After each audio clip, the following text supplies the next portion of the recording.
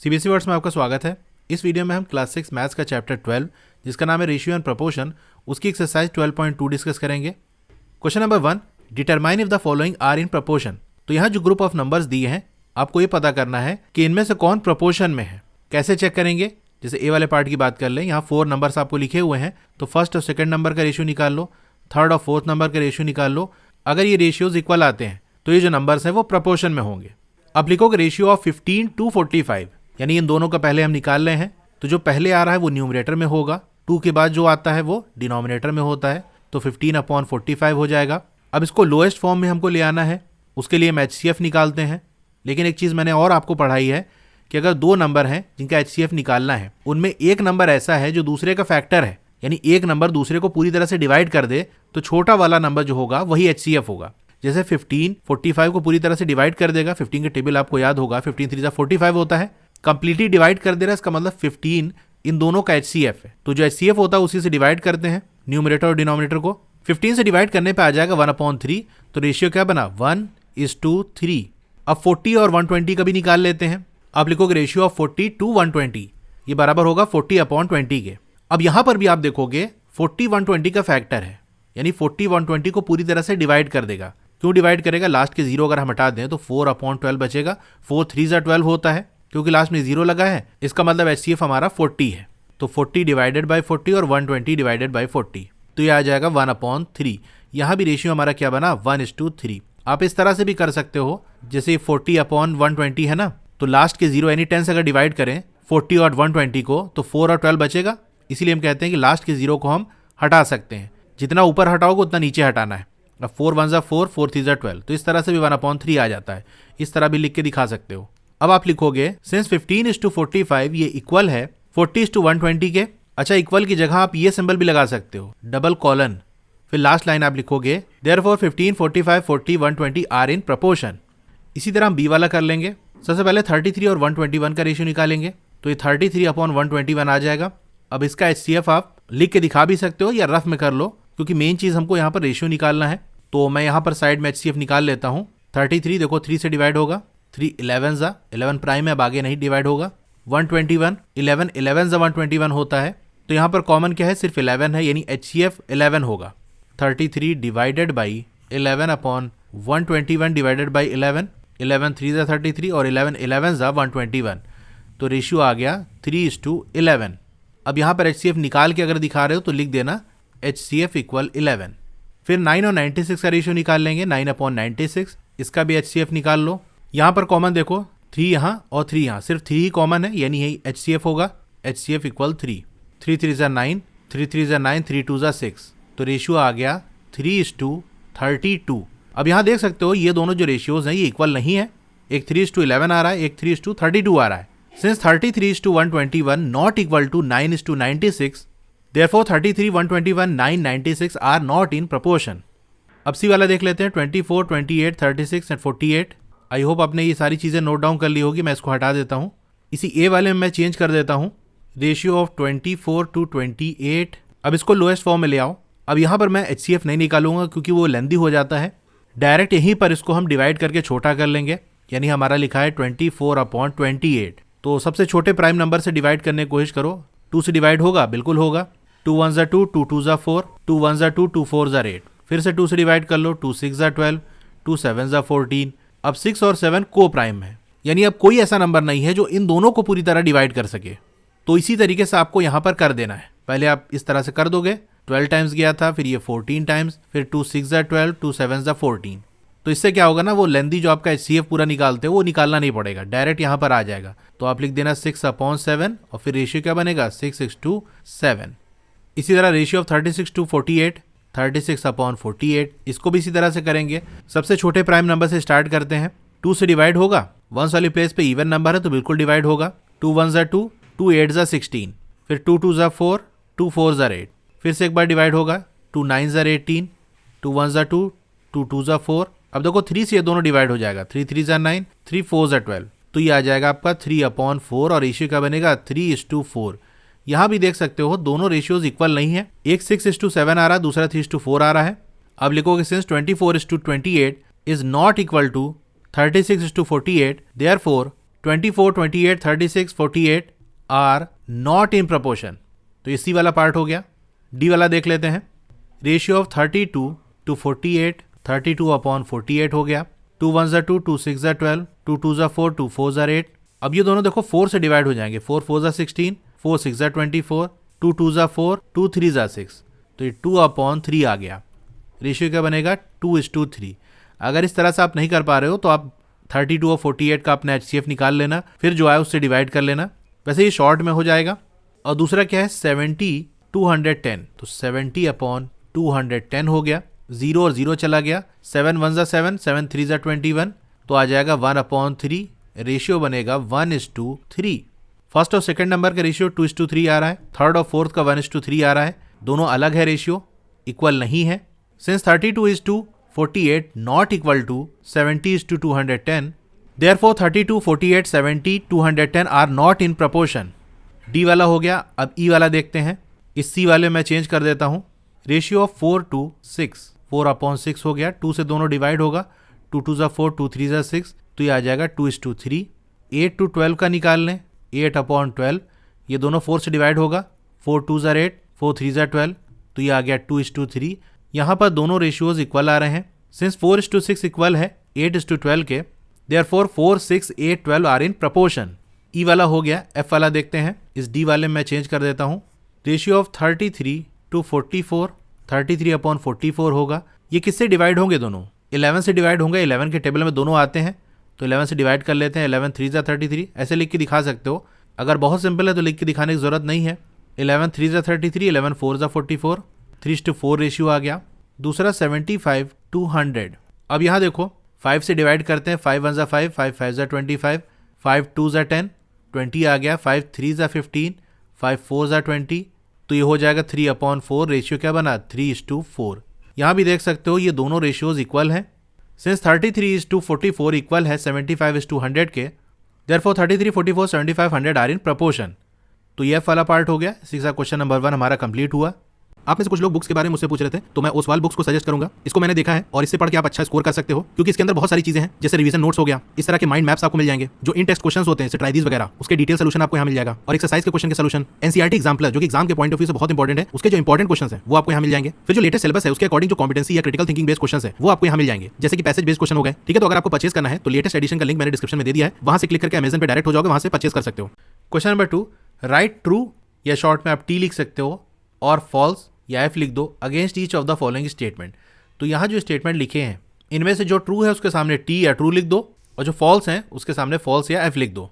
अब true false बताने के लिए हमको इसको चेक करना पड़ेगा। अच्छा, यहाँ पर दिया क्या है? लिखा है 16:24 आर इन प्रपोर्शन विद 20:30। यानी ये जो डबल कॉलन वाला आपका सिंबल है ये बता रहा है कि ये दोनों रेशियोज प्रपोर्शन में है, या हम कह सकते हैं दोनों रेशियोज इक्वल हैं।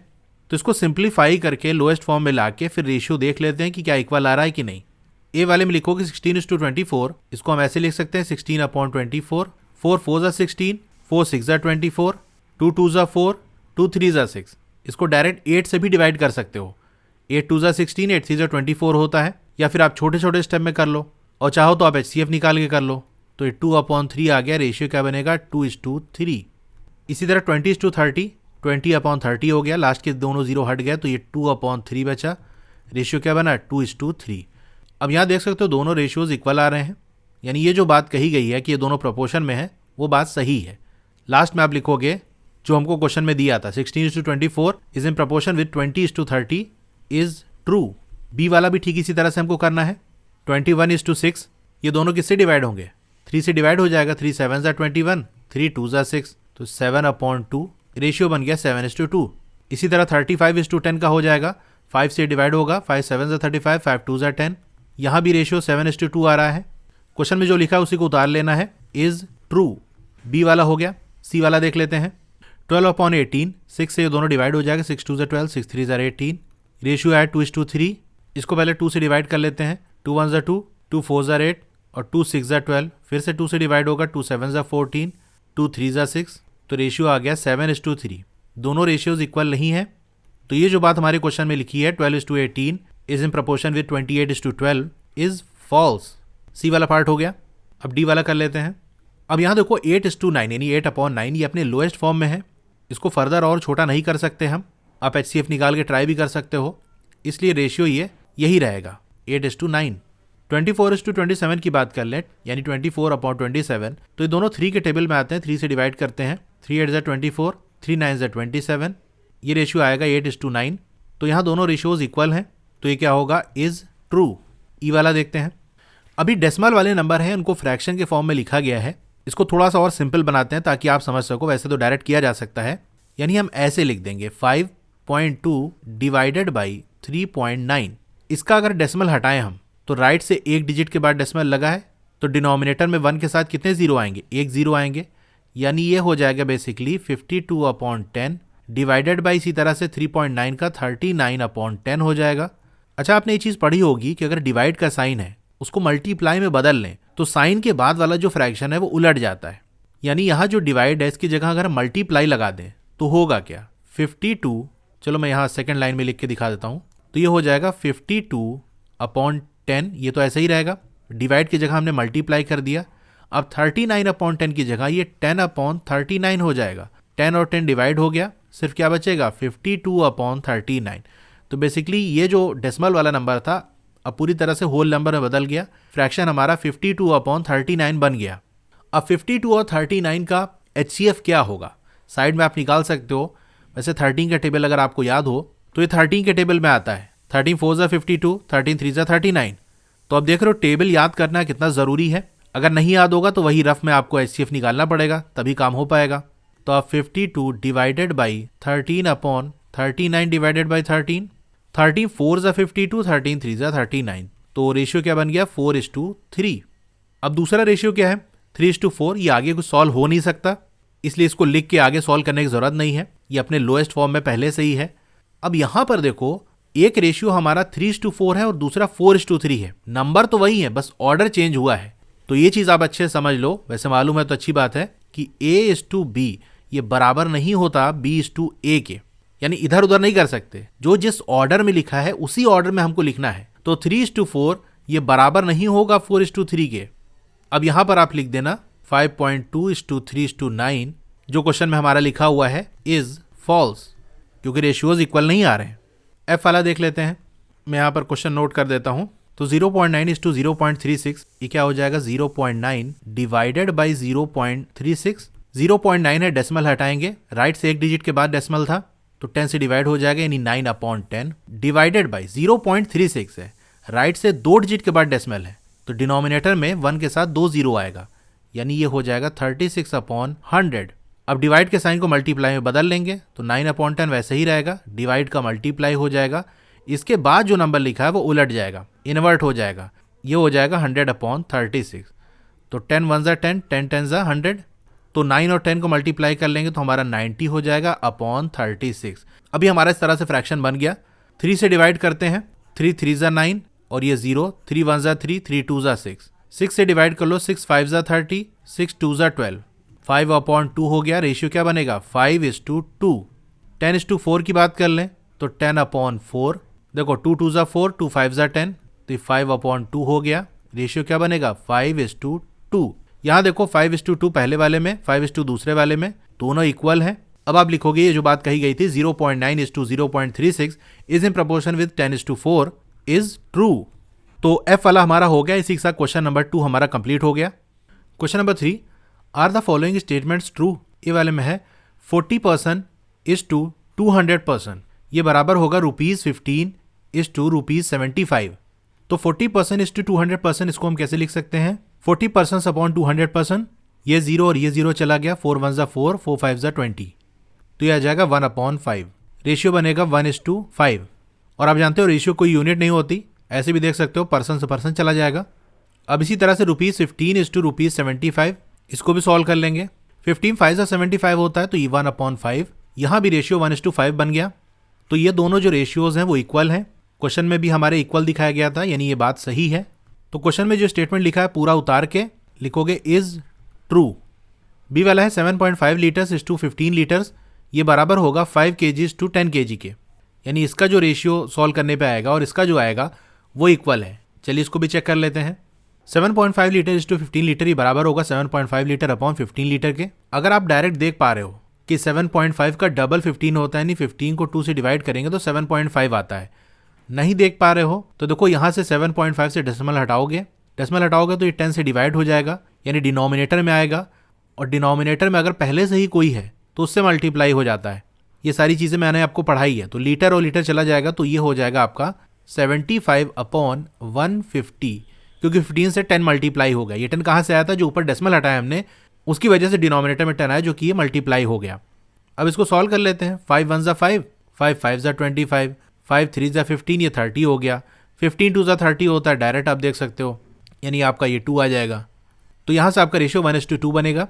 अब 5 kg to 10 kg क्या हो जाएगा, 5/10 हो जाएगा। 5 1 ज़ा 5, 5 2 ज़ा 10, यानी 1/2। रेशियो यहाँ पर भी 1:2 आ जाएगा। तो देखो दोनों केस में रेशियोज इक्वल आ रहे हैं। तो जो क्वेश्चन में लिखा है उसको पहले पूरा लिख लोगे, लिखने के बाद लिखोगे इज ट्रू। सी वाला है 99 kg to 45 kg, ये इक्वल है ₹44 to ₹20 के। चलिए चेक कर लेते हैं। ये वाला मैं हटा देता हूँ, आई होप आपने नोट डाउन कर लिया होगा। तो 99/45 इसको छोटा करते हैं, kg और kg चला गया, 3 से डिवाइड करते हैं, यानी 99 और 45 दोनों 3 से डिवाइड हो जाएगा। 3 3 ज़ा 9, 3 3 ज़ा 9, 3 1 ज़ा 3, 3 5 ज़ा 15।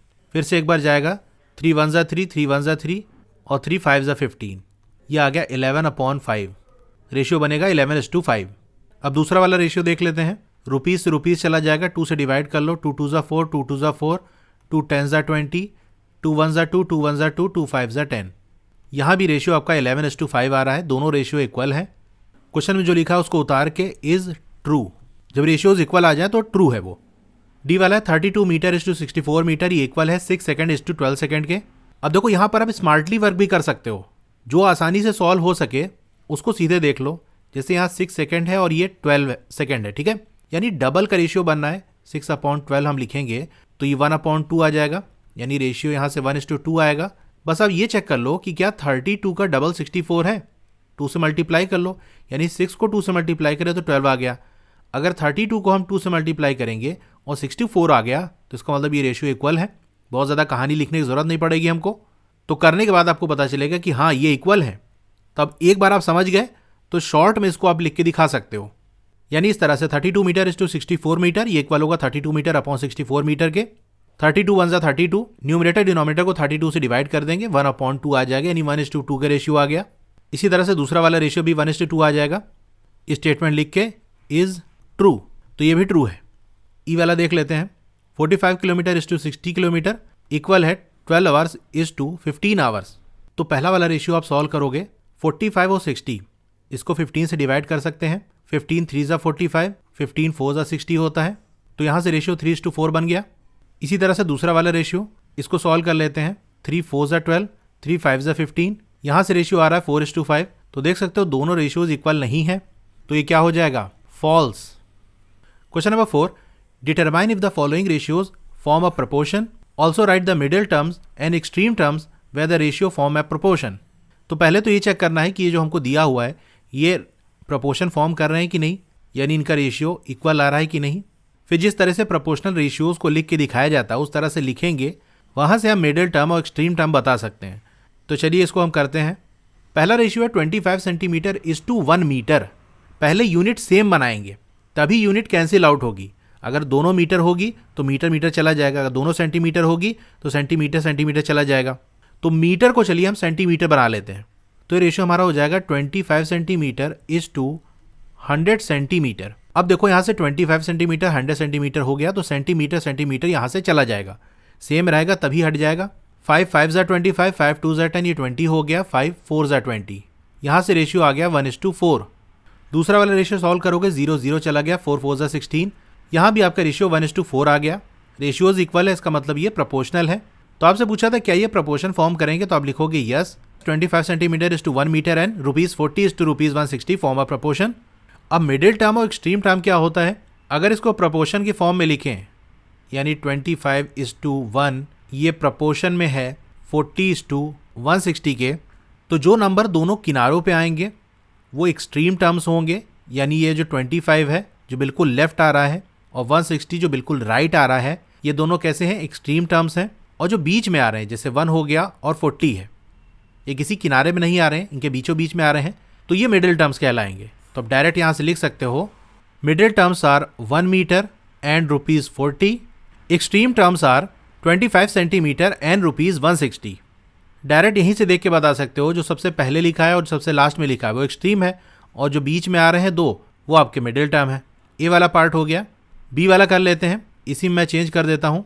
सबसे पहले देखो लीटर से लीटर चला जाएगा। 13 का टेबल आपको याद होगा, तो 13 3 39 और 13 5 65 होता है, तो यहाँ से रेशियो 3:5 बनेगा।